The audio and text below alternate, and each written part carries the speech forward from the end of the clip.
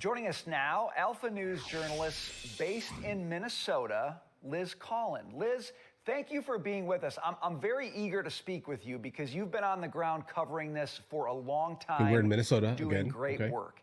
Here's what stood out to me, okay? You've got sort of the, let's call it the homegrown fraud in Minnesota. Then you find out that it's a tourist hotspot for people who want to commit fraud. Okay. If I go tour someplace in America, it's because I know a lot about it and I know what's there and I want to go see it. These guys from Philadelphia must have known a heck of a lot about how easy it is to rip off. Hold on. Owners of Pristine Health LLC. They've made $750,000 in fraud proceeds. They travel consistently, apparently, to London, Australia, Turkey, Dubai, Saudi Arabia. Okay. Housing Stabilization Services Program. Minnesotans. How do you think they knew that? Yeah, that was a phrase we heard for the first time at that press conference yesterday, you guys, fraud tourism. But I don't think it really also took us by surprise. This has been something that's been going on now for years, but those numbers truly shocking, upwards of $9–10 billion and counting. I'll be honest, I don't think they really have a grasp at this just yet because it doesn't seem that there is an end in sight with these fraudulent businesses. But there are these 14 Medicaid programs that have been flagged, $18 billion, as you said, that have poured into the program since 2018, or poured out of the programs, I should say. They've paid out that much.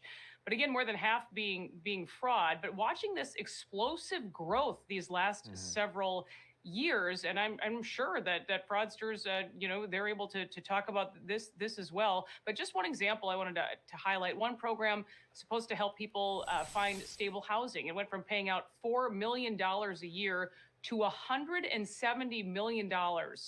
And that just happened in just a few years. Again, this explosive growth. And what's interesting, prosecutors say in other states, they see this sometimes it's often these upcharging for Medicaid services. But in Minnesota, these are fake businesses, shell companies that are created just fake from the start.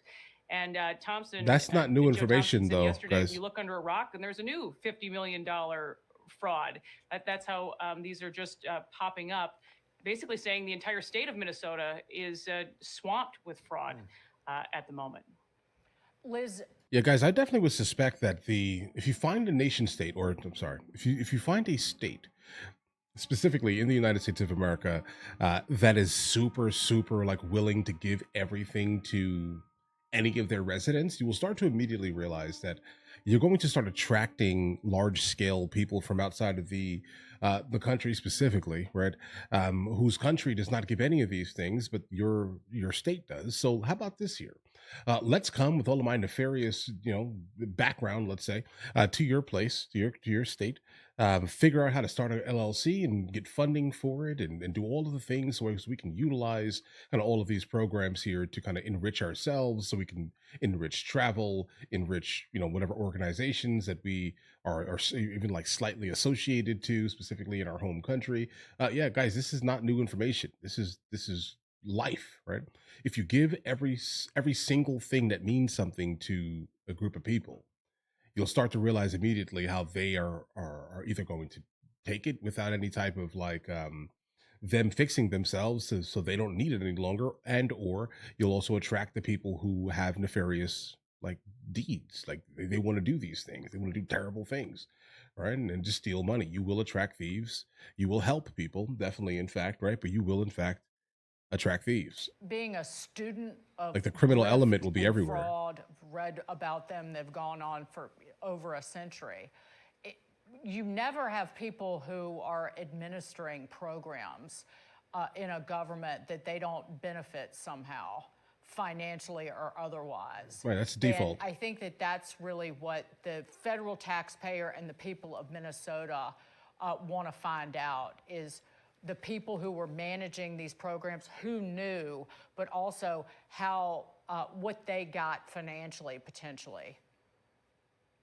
Yeah, I think there's a lot of people very thankful for this glaring national spotlight at the moment. Frankly, people have been asking for help for quite a while here, just saying, gosh, I wish somebody would come in and take a look at this. And now I think there's 5 or 6 separate federal investigations ongoing just announced within the last few weeks into what's going on here in Minnesota, whether it's our voter rolls, whether it's our SNAP welfare benefits, these Medicaid programs, as we're talking about. But you also, what's interesting here, and the question that still remains, will any political leaders here be indicted, being involved with any of this? We saw many campaign donations that came from fraudsters involved in what was been called the Feeding Our Future fraud. This was a $250 million fraud. Fake food sites again set up, the largest COVID scheme in the country. 78 people now charged in that scheme. But many of those defendants made contributions, political contributions, to city council members and the attorney general. And we're still waiting to see what happens, despite those contributions being returned. Yep, very interested to see how Attorney General Keith Ellison is wrapped up in all this, Ilhan Omar, and many, many others. Liz Collin, we got to leave it there. Thanks for all the work you're doing on the ground, going to these storefronts, finding out that they're empty, reporting it, and helping us understand how big this problem is. Thanks. Okay, guys. Okay. Like, I think this is my main worry, specifically coming from the mayor of New York, or the soon-to-be mayor of New York. I'm not sure if he's there yet. Let's say large scale. Either way, Mamdani specifically. That's my fear. Is that if you do that in a place like New York, like all of what he is kind of representing, and like what he is saying that he wants for the people, like I can imagine a place like New York would now be immediately flooded with people that are just trying to kind of game the system and or take large scale from whatever government program he's going to set up and give to the people in need, right? That's kind of my problem here, I think, at least. But is Minnesota special here? No, I mean, I get it. We're talking about Minnesota heavily because of the ICE operations that are happening there, the issues with the Somalis, right? And all these other, that's basically why we're talking about them right now. But just be fully aware, this is not the only place that like this is being experienced in, guys. It's just not. I think a good amount of the programs that are meant to help people are definitely being taken advantage of. I think that there just needs to be a little bit more vetting. If we're going to fund government programs and things, there just needs to be heavy vetting. It should never be a permanent thing unless you fall in under like certain categories, like if you are disabled, you're like elderly, these type of things. I have not a single issue with, bro, helping. I think that's where some people like differ, let's say, with this year. But I think children, elderly, disabled, I think I have no problem making sure they're good, guys, right? But if you are of working age, you are fully capable, or you have some like fictitious, I don't know, TikTok ailment, you get what I mean here. That's your problem, right? Go out and go get a job, bro, boy, right? Immediately. Okay, because I can't take care of you for life because you're not really helping. We do not basically fund drains, if that makes any sense here. But if you are someone who actually seriously needs it, like a kid, the elderly, or like a senior citizen, or that's the same thing. Like or you're like disabled. Again, shake hands. Go have a seat, guys. All right, we got it. But outside that, nah, guys. All right. And it should always be temporary. 90 days max, guys. 90 days every 2 years or something. So you don't get comfortable specifically utilizing an entitlement, thinking that you specifically are entitled consistently to never work or pay into the actual tax codes, guys.